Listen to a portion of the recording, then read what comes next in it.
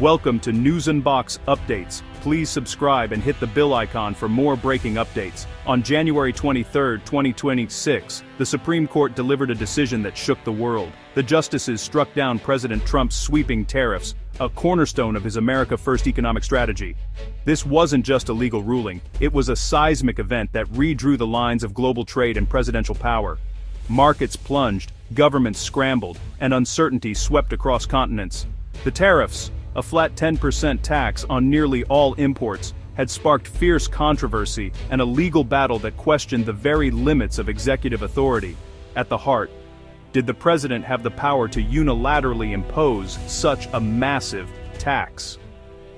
The Supreme Court's answer: no.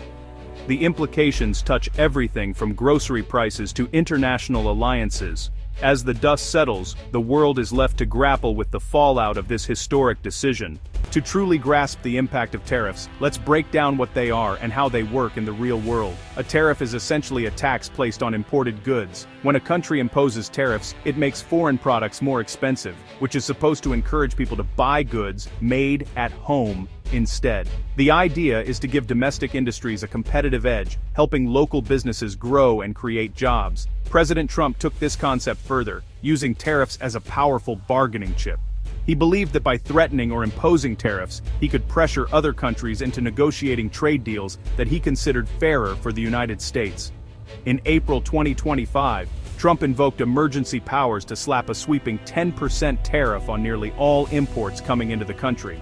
This was a bold and controversial move, affecting everything from electronics to clothing and cars. The administration argued that these tariffs would shield American jobs and industries from unfair foreign competition, hoping to revive sectors like manufacturing and steel. But the costs hit quickly and hard. Importers suddenly faced higher bills, which meant businesses had to pay more for the goods they needed. These extra costs were often passed on to consumers, causing prices to rise and fueling inflation across the country. Other countries didn't just sit back. They retaliated by slapping their own tariffs on American products. This hit U.S. exporters, especially farmers and manufacturers, making it harder for them to sell their goods abroad. The result was a global trade war.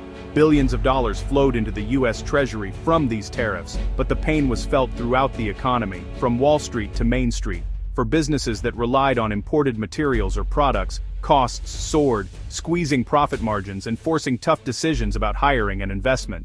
For everyday consumers, the impact was clear at the checkout line. Groceries, electronics, and household goods all became noticeably more expensive. For exporters, foreign markets closed their doors, leaving American crops unsold and factories idled, deepening the economic strain. The tariffs were more than just a tax. They became a high-stakes gamble with far-reaching global consequences, affecting international relations and economic stability. That gamble set the stage for a dramatic legal and economic showdown, the effects of which are still being debated today.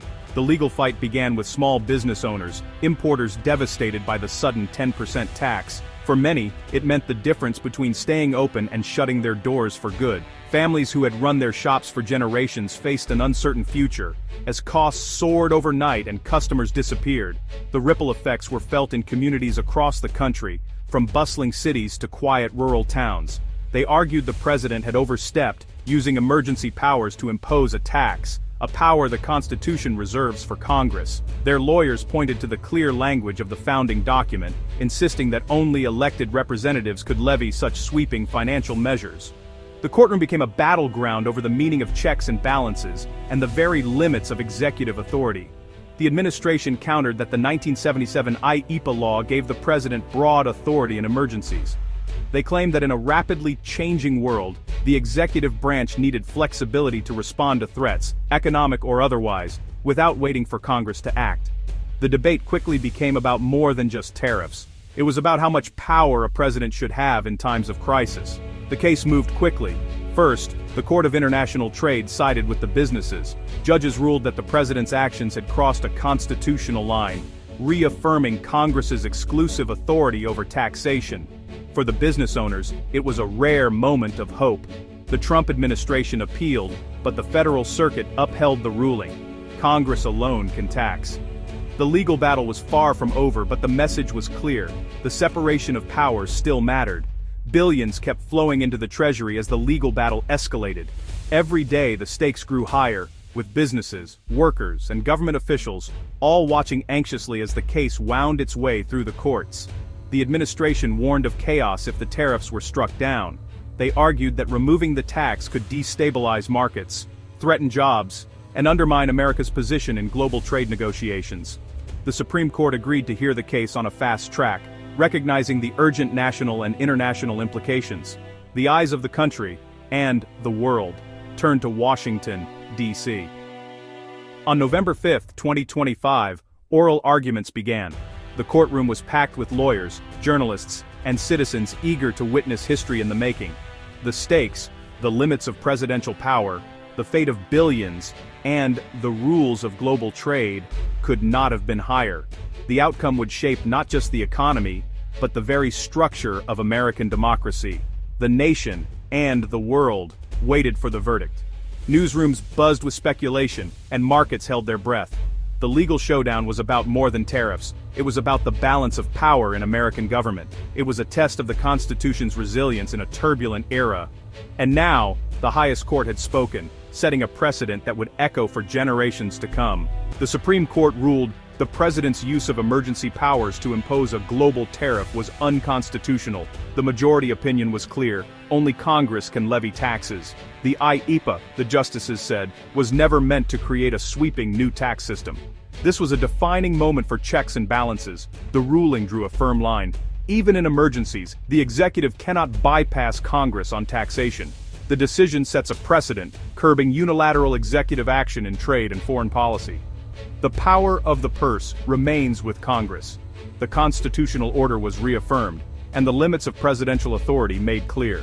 Wall Street erupted in chaos as the decision hit. The Dow and Nasdaq plunged over 5% in minutes. Retail giants like Walmart and Home Depot saw their stocks nosedive. Uncertainty reigned. Investors panicked over whether the government would have to refund billions in collected tariffs.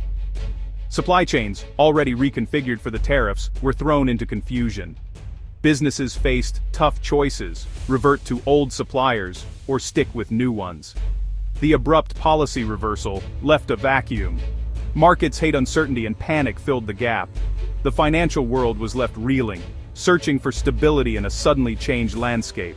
The Supreme Court's decision sent shockwaves through world capitals. In Europe, leaders breathed a sigh of relief. New tariffs were off the table, and a trade war with the US might be averted. Canada welcomed the ruling as a victory for rules-based trade and a check on US unilateralism. In Asia, hope grew for de-escalation, though China remained cautious. Its broader conflict with the US was far from over. The ruling was seen as proof that American democracy could self-correct. Allies saw renewed hope for stability and cooperation. The decision reassured the world US policy is still bound by law, not just presidential will.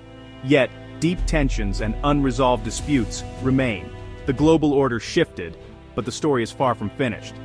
Beyond the headlines and political debates, the tariff war hit real people in ways that statistics can't fully capture. It wasn't just about numbers on a spreadsheet or graphs on the evening news. It was about families, workers, and communities facing uncertainty every day.